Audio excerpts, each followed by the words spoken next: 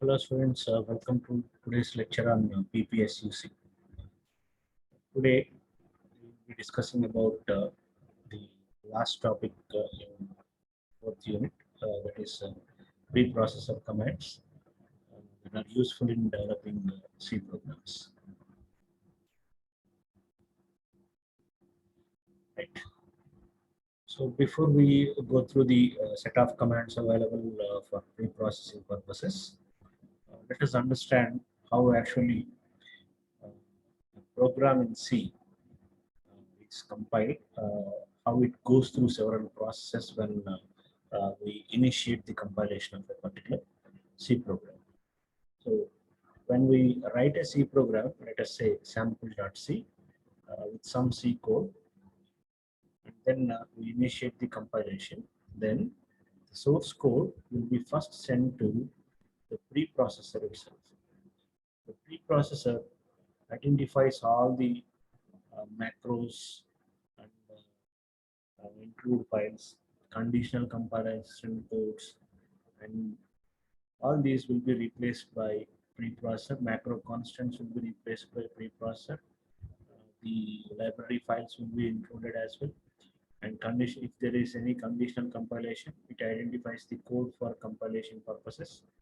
Okay, so once uh, it, it substitutes all the required things into the preprocessor, into the source code, then um, the program becomes expanded source code. So our C language program, the source code is first given to preprocessor, which produces an expanded source code, which is then given to compiler. Okay, so the expanded source code internally will be represented as sample.i. This is not visible for us. So once it is sent to the compiler, now compiler compiles the expanded source code, identifies the compilation errors if any, and produces the corresponding error messages if the errors are identified in the expanded source code. If no errors are there, then it produces assembly language code. Okay, so this is also invisible for us, and this assembly source code is now forwarded to assembler, which converts the corresponding assembly source code into object code.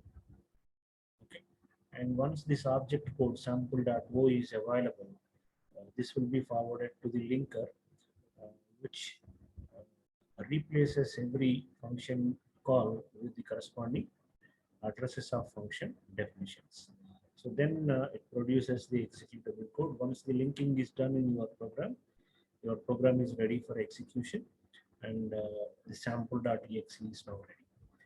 Once the executable file is ready, the loader copies the sample.exe into RAM for execution purposes, and then the execution begins. So these are the steps involved in executing your program, compiling and executing your program. So today we'll be focusing on this, how preprocessor works with your source code, what are the preprocessor commands available, and what are their meanings. Okay, so this is our topic for today. So the preprocessor commands can be classified into four categories. The first category is macro commands. Uh, every macro command begins with hash defined command. So you need to remember that every preprocessor command starts with hash symbol. Hashtag symbol is used for representing preprocessor commands. So hash defined is actually known as a macro, and then header file inclusions are done with hash include function. We are already using this hash include for including several header files into our source program. Then the conditional compilation is another preprocessor category, command category. This is done with the hash if define and hash and if, hash else, hash if and define. These are all the set of commands used for identifying parts of your program for compilation purposes. Okay, so we can choose from the source code written whether to compile the entire thing or not. We can choose parts of our program for compilation also with the help of this conditional compilation.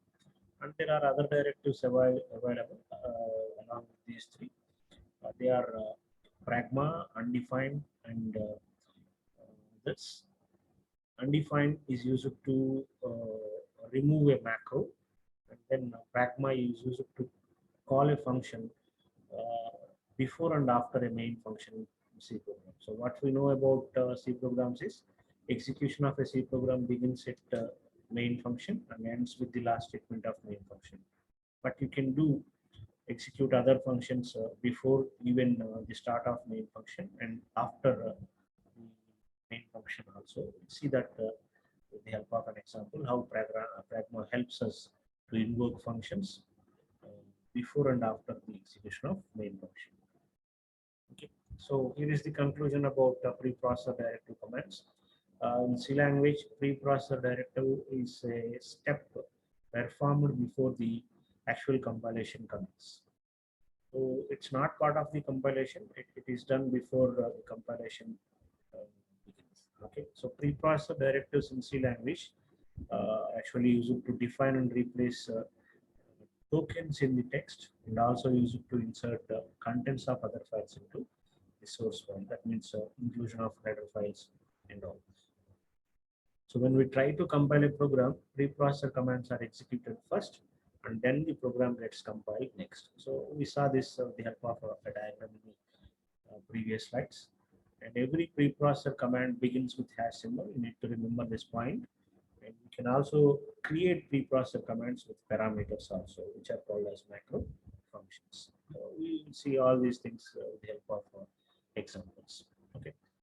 So this is a list of all the preprocessor commands available in C language. Let us go through one by one. The first one is hash define, used for creating symbolic constants and also used for creating macro functions, which are called as parameterized macros. The second one is hash undefined. It is used to destroy the macro which was already created by using hash define. Hash if def returns true if the macro is already defined, otherwise returns false if the macro is not defined. Hash if and define is opposite to hash if defined. If the macro is not defined, it returns true, otherwise it returns false. If hash if is another macro which uses the value of specified macro for condition compilation, that means we can compare the macro values with constants and then we can decide what to be done. Hash else is an alternative for if. If condition is failed, then the else macro gets executed. And elif is used to write several conditions combined with if. So if you want to merge many conditions and form a ladder with hash if tag, then you can use hash elif. Then hash and if represents the termination point of a conditional macro. Every if def, if and if every macro should be ended properly with hash and if. Okay, and hash include is used to include a set of header files into your C program. Hash error is used to print error messages onto the screen or the file standard error. And the last one, hash pragma, is used to issue a special command to the compiler, irrespective of whether the main is getting executed or not. Okay.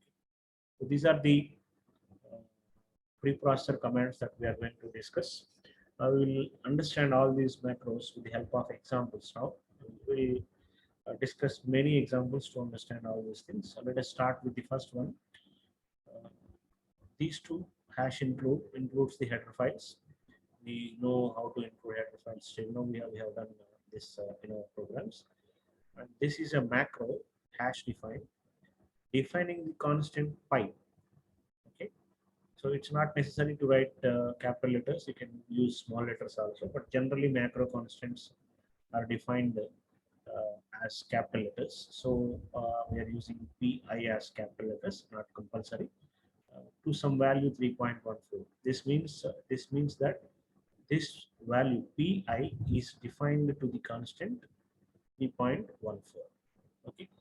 And the second hash define creates a function, a parameterized macro. SQR is the function name or macro name, which takes a parameter x, and its content is x into x. So it throws back this value. Okay. So whenever you write macros in your program, the preprocessor substitutes the corresponding values into the program when the preprocess begins. So even before compilation, these values will be substituted into your program. Therefore, what will happen is during pre-processing step, uh, PI will be replaced by 3.14, and then SQR of radius will be replaced by radius into radius. Okay, so remember this point. During the pre-processing step itself, even before the compilation starts, PI will be replaced by 3.14, and SQR of radius will be replaced by radius into your program. Okay, so this is done by your preprocessor, and then after compilation, when it goes to execution, it starts with the message enter the radius, and if the user enters some radius over here, the radius value is used here because it is already 3.14 into radius. So now radius is substituted by the value given by the user. Then it becomes 3.14 into the given value into given value, which is stored into this area. Okay, and then we can display the area using printf area is equal to percentile LD area. Okay, so don't confuse about this percentile LD here. So double is compatible with long integer, so it is taken as percentile LD. No issues with this, right? So remember that point.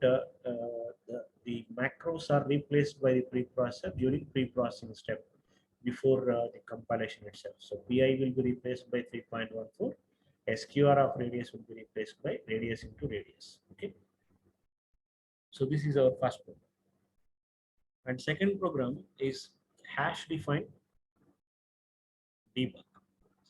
If this is already defined as a macro, then this printf statement gets executed. This is the test version. Otherwise, this printf statement gets executed. This is the product version. It's not like executed. The statement that is included into your program will be decided over here. Okay. So if define debug, if this is already defined, then this statement will be included into your C program for compilation purpose. Remember that point. It's not like execution is done directly. It is included into your C program for compilation and execution purpose. Otherwise, this will be included into your program and then executed by your okay. This hash if def ends always with hash and if. This is a black. Okay, every conditional compilation block should be ended with hash and if, right?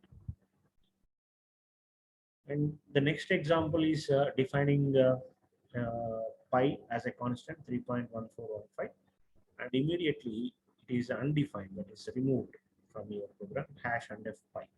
So therefore, if you write this program main, okay, there is some mistake over here. Yeah, open parenthesis, empty open parenthesis is missing. Okay.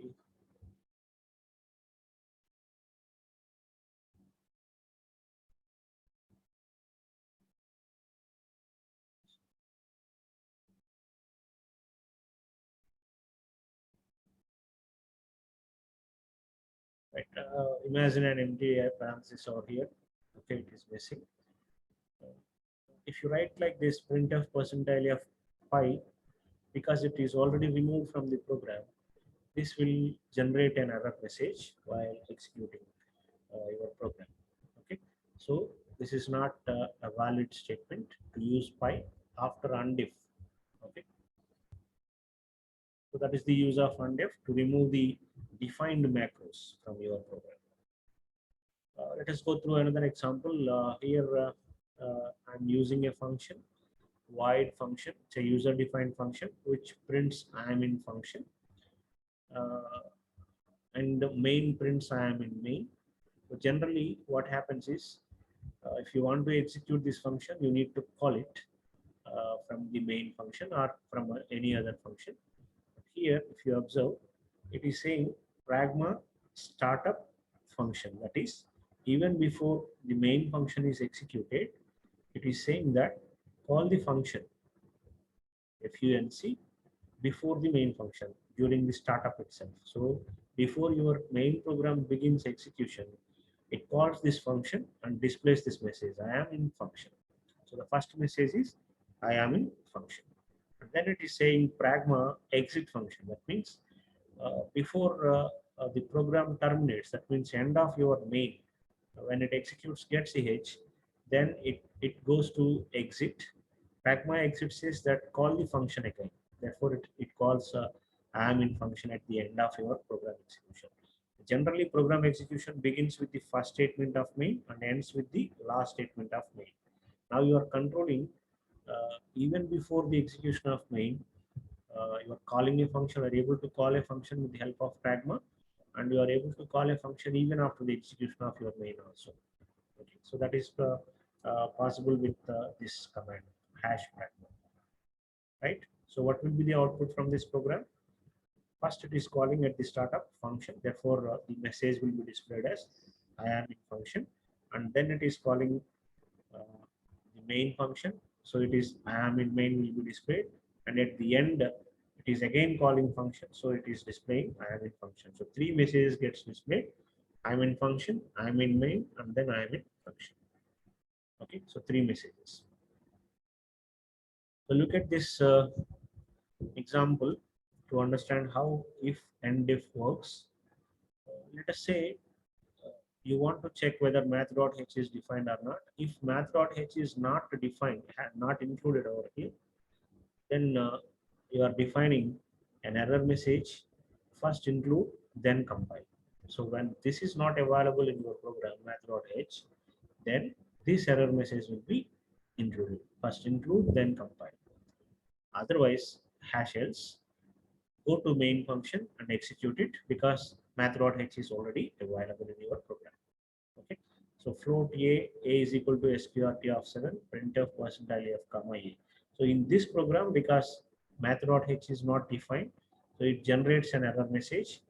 First include, then compile. So this is a standard error message that will be displayed for user. Okay. So here we saw two things: hash if and if and hash error. Hash and if and if checks whether a particular header file is not defined or not. If it is not defined, it produces an error message. Otherwise, it goes to execution of main function. Okay. And as usual, if and if block ends with hash and if. Okay. This is a simple example to see how the if works, the macro if works. Hash define this constant number is a constant here to 1. And if number is equals to 0, it is checking. We are able to compare the value of a macro constant with another value by using hash if. Okay, hash if number is equal to 0 and display this message. Printf value of number is %d comma number.